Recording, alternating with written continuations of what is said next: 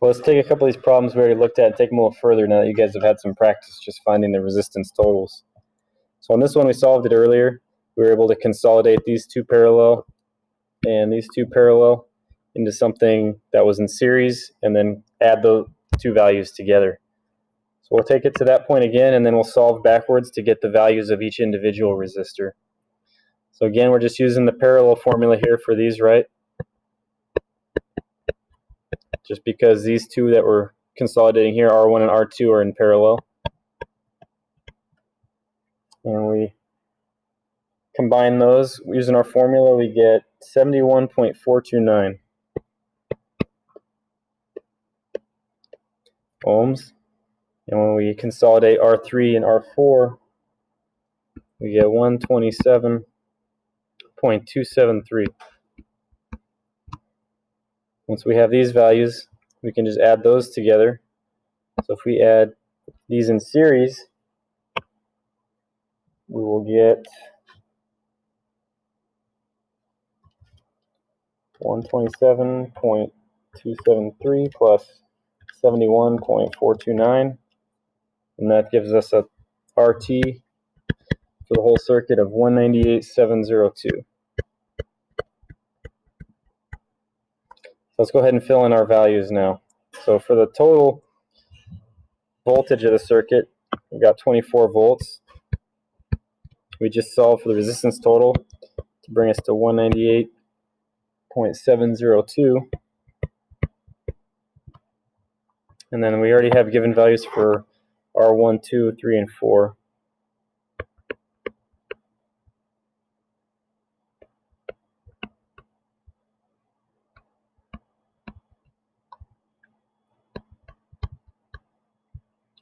So working to this point and solving for this gives us two values in that category. So now we're able to take the voltage, 24 volts, divide it by 198.702 ohms, and get a value for the current.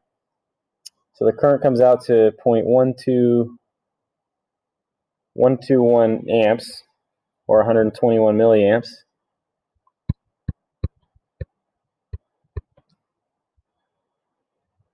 And now we have all the total values here. Now we can't just jump and carry either the voltage across or the current across each of these resistors because it's not a series or parallel circuit. So we can only apply those rules to the individual parts of the circuit that are in those categories. So what we have to come back to is these two values here. So if we work backwards, we had previously, before we got our total, solved to find two resistors that were in series with each other. So this total here of 71.429 ohms and 127.273 ohms are two series resistors.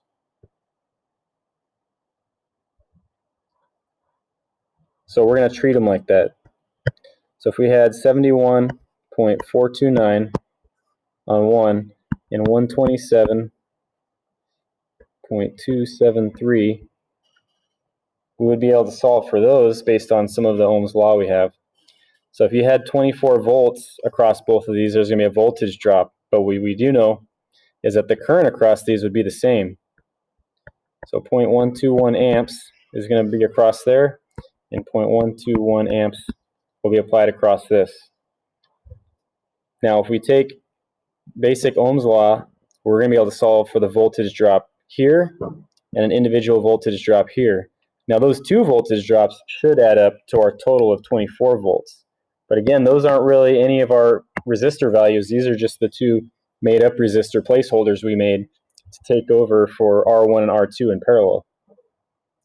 So this resistance value here times this current value here should give us the voltage drop across this combined resistor here, which is a combination of R1 and R2 in parallel.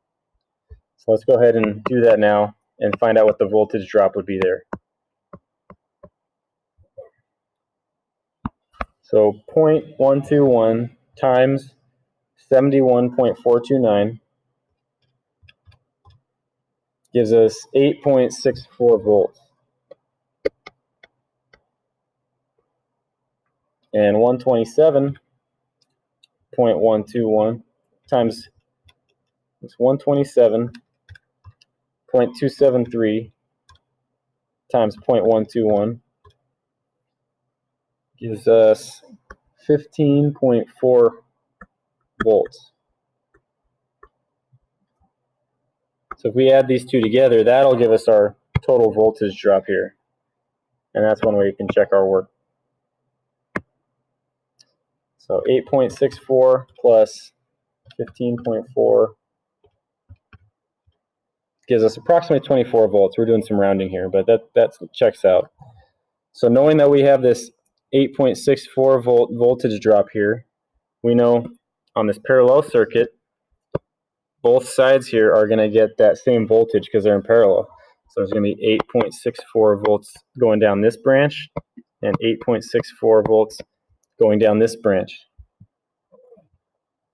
Now this current isn't assigned to any resistor either. This is just the current of this made up resistor here for this total.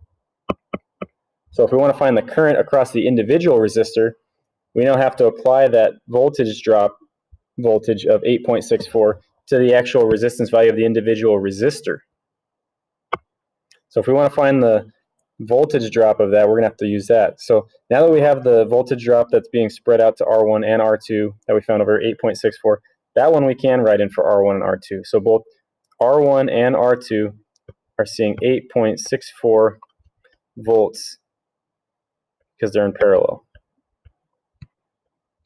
And we can do the same thing with the 15.4 here. So we got 15.4 volts going down this way, and 15.4 coming down this side. So now we have the voltage at this individual resistor, and then we have our other voltages down here at these individual resistors. We can solve these to find the actual current going across those.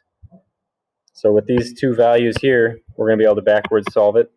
So if you take 8.64 divided by 100 ohms, that's going to give you your current. We get 0.0864. So we'll say 86.4 milliamps.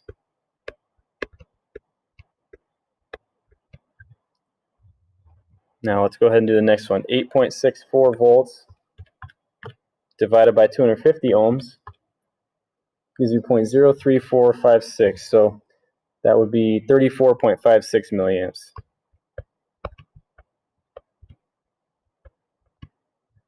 All right, now we got 15.4 divided by 350, 44 milliamps.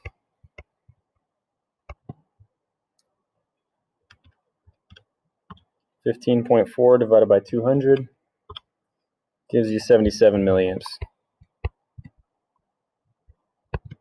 So from here, start to finish, you can see how we break it down. First step to find the resistance total, and then from there, we found the current total, and then we were able to backwards solve it into the two resistor circuits in series, and then from there find the voltage drops, and then go and actually find the individual resistors themselves from there. Now, looks a little messy at first, but we'll do some more practice ones and kind of see how this works on numerous different problems, and then if you have any questions, we'll be able to identify a lot of those when you come in for class either tomorrow or the next day. All right, I'll have a couple more for you up pretty soon.